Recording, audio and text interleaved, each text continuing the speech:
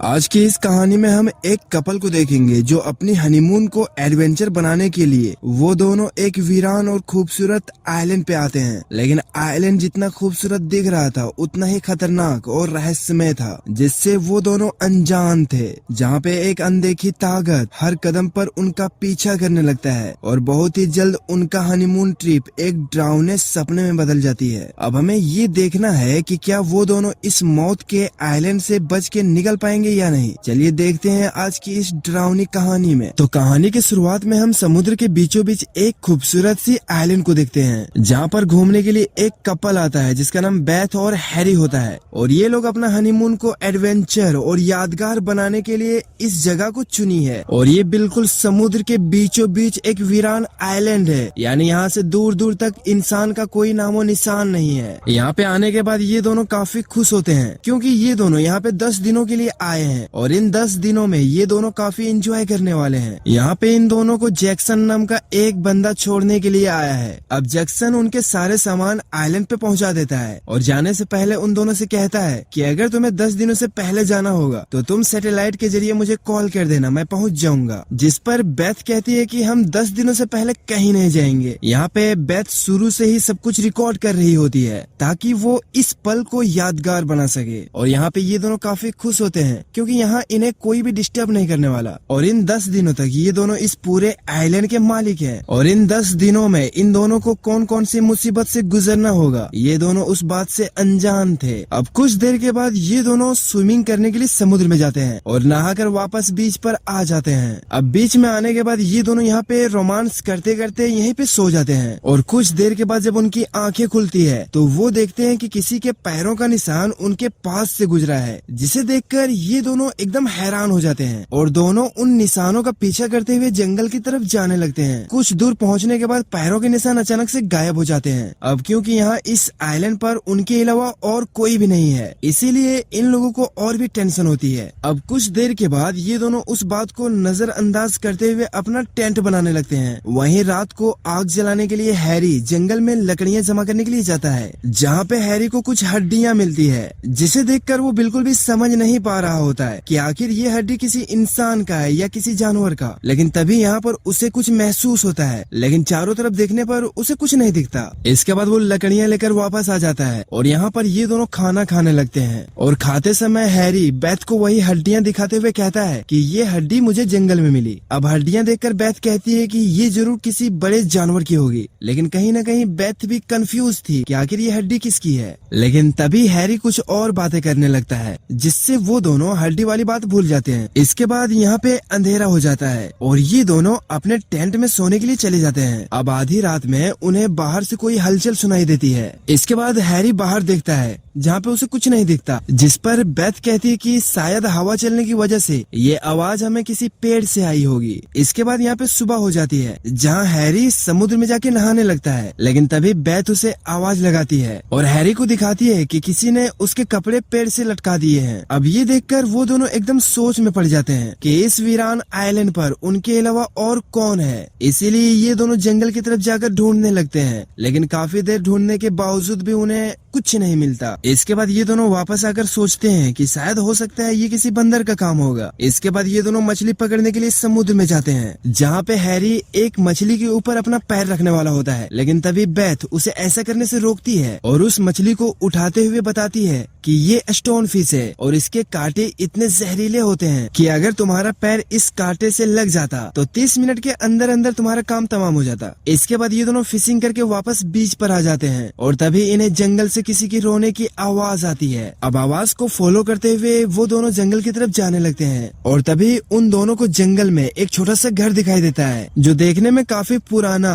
और एकदम टूटा फूटा घर लग रहा था। अब घर देखने के बाद इन दोनों को काफी अजीब लगता है कि यहाँ इस सुनसान आइलैंड पर आखिर घर कौन बनाएगा। इसके बाद ये दोनों अंदर जाते हैं, जहाँ पे देखते हैं कि यहाँ पे एक बिस्तर और कुछ सामान पड़े हुए हैं और यहाँ की सारी चीजें काफी पुरानी लग रही थी। इसके बाद बेथ बाहर आ जाती है, लेकिन हैरी और अंदर जाता है, जहाँ उसे एक और कमरा मिलता है जो काफी छोटा था और उसके दीवार पर काफी चित्र बने थे। वहीं एक चित्र में एक लड़की किसी आदमी को भाला लेकर उसे मार रही है, जिसे देखकर हैरी को बहुत ही अजीब लगता है। अब बेथ के बुलाने से हैरी बाहर आ जाता है, जहाँ पर बेथ उसे दिखाती है कि यहाँ किसी को जरूर दफनाया गया है और ऊपर एक लकड़ी का क्रॉस बना हुआ है जिसमें कॉरल नाम लिखा हुआ है। अब यहाँ ये दोनों एकदम सोच में पड़ जाते हैं कि ये कब्र किस लड़की की हो सकती है और ये कॉरल जो भी है वो यहाँ कैसे पहुँची। और तभी हम देखते हैं कि कोई छिपकर इन दोनों को देख रहा है। अब ये कौन है, ये घर किसका है और इस कब्र का राज क्या है, ये सब कुछ हमें आगे पता चलेगा। इसके बाद दोनों वापस लौटकर अपने टेंट के पास आ जाते हैं, लेकिन उन दोनों के दिमाग में अभी भी वही सब बातें चल रही थी। इसके बाद बेथ अपने रिकॉर्डिंग की वीडियोस देखने लगती है और हैरी को भी दिखाती है। अब ये दोनों अपनी रिकॉर्डिंग को देखकर काफी खुश हो रहे होते हैं, लेकिन तभी अचानक उन दोनों को ऐसी रिकॉर्डिंग दिखती है जो उन्होंने रिकॉर्डिंग नहीं करी थी। दरअसल जब वो दोनों सो रहे थे तब किसी ने उन दोनों की प्राइवेट वीडियो रिकॉर्डिंग कर ली थी। अब ये देखकर उनका शक यकीन में बदल जाता है कि यहाँ इस आइलैंड पर हमारे अलावा और भी कोई जरूर है। अब ये देखकर बेथ एकदम डर जाती है और यहाँ से वापस जाने की बातें करने लगती है, जिस पर हैरी उससे कहता है कि डरने की कोई बात नहीं है, हो सकता है कि कोई हमारे साथ प्रैंक कर रहा हो जो शायद हमारे सोते समय यहाँ आकर हमारी वीडियो रिकॉर्डिंग करके यहाँ से वापस चला गया होगा। लेकिन बेथ उनकी बात नहीं मानती।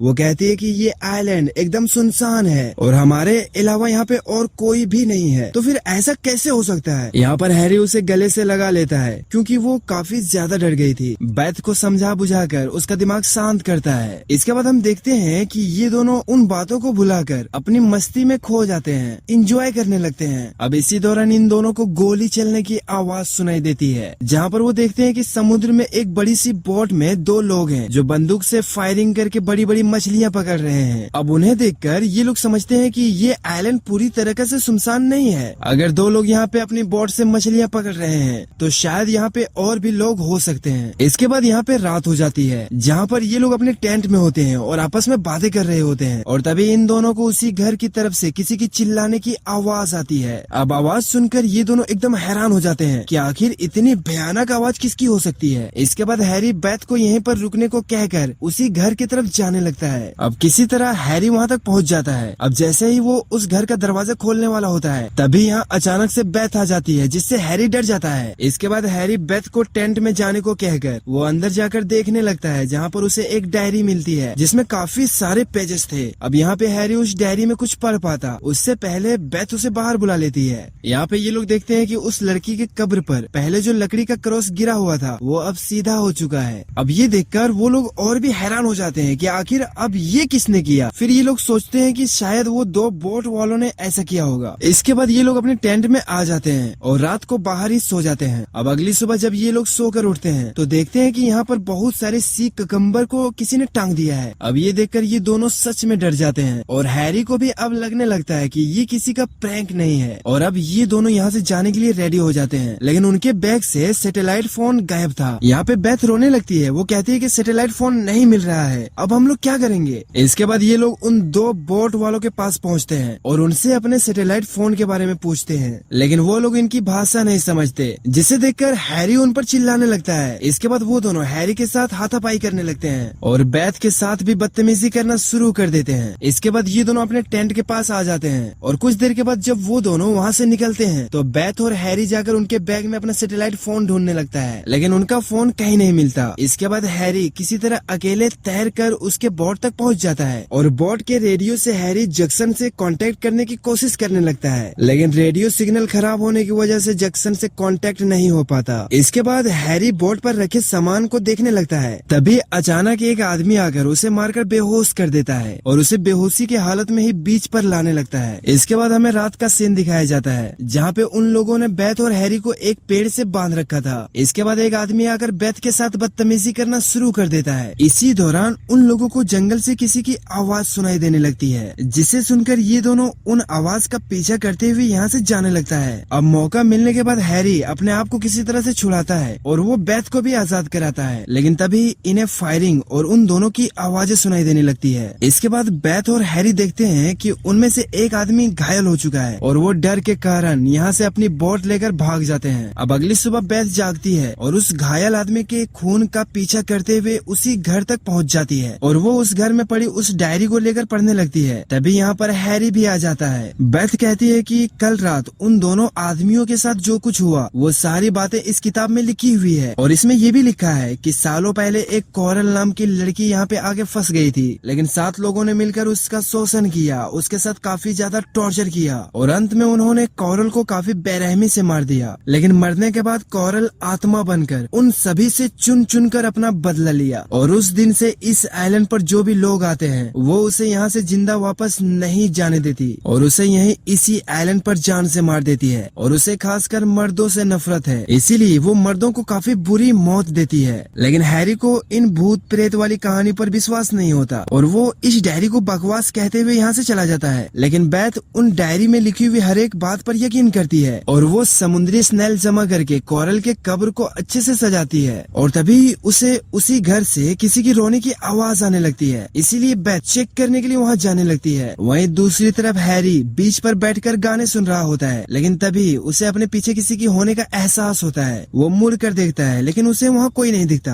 अब रात को बेथ हैरी से कहती है कि वहाँ सचमुच में कोरल का आत्मा है, लेकिन हैरी उसकी बातों पर यकीन नहीं करता। वो कहता है कि अगर सच में यहाँ कोरल की आत्मा है और यहाँ पे आने वाले इनोसेंट लोगों को वो जान से मार देती है तो हम दोनों अभी तक जिंदा कैसे हैं। यहाँ पे ये दोनों इन्हीं बातों पर काफी बहस करते हैं। इसके बाद ये दोनों यहाँ पे सो जाते हैं। लेकिन आधी रात में हैरी एक सपना देखकर अचानक से उठ जाता है, जिसे देखकर बेथ भी जाग जाती है। इसके बाद ये लोग देखते हैं जहाँ पर दो और नई कब्र बन चुकी थी। अब इन दोनों कब्रों को देखकर ये लोग और भी ज्यादा डर जाते हैं। अब अगली सुबह इन दोनों को हम बीच पर बैठे हुए देखते हैं, जहाँ पर बेथ डर के कारण अभी भी रो रही होती है और क्योंकि इनका सैटेलाइट फोन भी गायब था इसीलिए ये लोग चाहकर भी यहाँ से नहीं निकल सकते। और तभी इन्हें ऊपर एक प्लेन दिखाई देता है, इसीलिए ये लोग आग जलाने के लिए सूखी लकड़ियाँ जमा करने लगते हैं ताकि यहाँ से गुजर रहे प्लेन्स को उनकी मौजूदगी का सिग्नल मिल सके। और इसी दौरान हैरी को अपना सैटेलाइट फोन का रिंग सुनाई देने लगती है। अब हैरी उस आवाज का पीछा करते करते उसी घर के पास पहुँच जाता है। अब घर के अंदर आने पर हैरी को उसका सैटेलाइट फोन वहीं मिल जाता है। अब यहाँ पे वो अपना फोन देखकर एकदम हैरान हो जाता है कि आखिर उसका फोन यहाँ इस घर में कैसे आया। और जब वो फोन रिसीव करता है तो उसे वही आवाजें सुनाई देने लगती है जब सातों लोग मिलकर कोरल का शोषण कर रहे थे। यहाँ पे हैरी सुनता है कि कोरल जोर जोर से चिल्ला रही है, लेकिन वो सातों दरिंदे उसे नहीं छोड़ रहे हैं, लगातार उसे शोषण करते जा रहे थे। अब इतनी डरावनी आवाज सुनकर हैरी डर जाता है और वो फोन को नीचे फेंक देता है। और तभी यहाँ अचानक उसके सामने कोरल आ जाती है, जिसे देखकर हैरी एकदम डर जाता है और फाइनली वो एक चाकू से हैरी को मार देती है। इसके बाद फिर से कोरल अंधेरे में गायब हो जाती है। वहीं दूसरी तरफ बेथ देखती है जहाँ पर हैरी उसे कहीं नहीं दिखता और यहाँ पे अब धीरे धीरे अंधेरा भी होने वाला है, इसीलिए बेथ अपना टॉर्च लेकर हैरी को ढूंढते हुए उसी घर के अंदर आ जाती है जहाँ पर उसे हैरी नहीं मिलता। अब जैसे ही बेथ बाहर आती है तभी वो देखती है कि कोरल के कब्र के ऊपर हैरी की डेड बॉडी पड़ी हुई है, जिसे कोरल ने काफी बेरहमी तरीके से मारा होता है। अब हैरी की लाश को देखकर बेथ वहीं पर बेहोश हो जाती है। अब अगली सुबह बेथ देखती है कि हैरी की लाश यहाँ से गायब है। इसके बाद बेथ भागते हुए बीच पे आती है और एक माचिस लेकर जमा किए हुए लकड़ियों को आग लगाती है। तभी बेथ को कोरल समुद्र के ऊपर खड़ी हुई नजर आती है। अब उसे देखकर बेथ उसकी तरफ भागने लगती है और चिल्लाकर पूछती है कि आखिर तुम्हें क्या चाहिए। और तभी उसकी पैर एक स्टोन फिश से फंस जाती है, जिसके दर्द से वो चिल्लाने लगती है, लेकिन वो किसी तरह बीच पर वापस आ जाती है। अब यहाँ पे बेथ जानती थी कि स्टोन फिश की वजह से आधे घंटे में वो मरने वाली है, इसीलिए उसे हैरी के साथ बिताए हुए सभी खूबसूरत पल याद आने लगते हैं। इसके बाद 10 दिनों के बाद जैक्सन उन दोनों को लेने के लिए उसी आइलैंड पे आता है और जैसे ही वो बीच पे पहुंचता है तो उसे टेंट के पास ही 2 कब्र नजर आती है, लेकिन फिर भी वो उन दोनों को ढूंढते ढूंढते उसी घर के पास पहुंच जाता है जहाँ पे जैक्सन को भी वही डायरी मिलती है, जिसे उठाकर वो भी उसे पढ़ने लगता है। तभी उसके पीछे बेथ आकर खड़ी हो जाती है, जो असल में मर चुकी थी और बेथ का कब्र कोरल के कब्र के पास में ही था, यानी कि अब कोरल की तरफ बेथ भी एक बुरी आत्मा बन चुकी थी और इस आइलैंड पे आने वाले सभी लोगों को वो भी अब जान से मारेगी। इसके बाद आखिर में हमें पूरे आइलैंड को दिखाया जाता है, जहाँ पर हम काफी सारे कब्रों को देखते हैं। जो आइलैंड दूर से देखने में काफी खूबसूरत लग रहा है, असल में उसके अंदर सिर्फ मौत छुपी हुई है और ये कहानी ये पे खत्म हो जाती है। वेल गाइस, ये कहानी आपको थोड़ी सी भी अच्छी लगी हो तो वीडियो को लाइक करके चैनल को सब्सक्राइब जरूर कर लेना। मिलते हैं कल एक और नई धांसू वीडियो के साथ, तब तक बाय।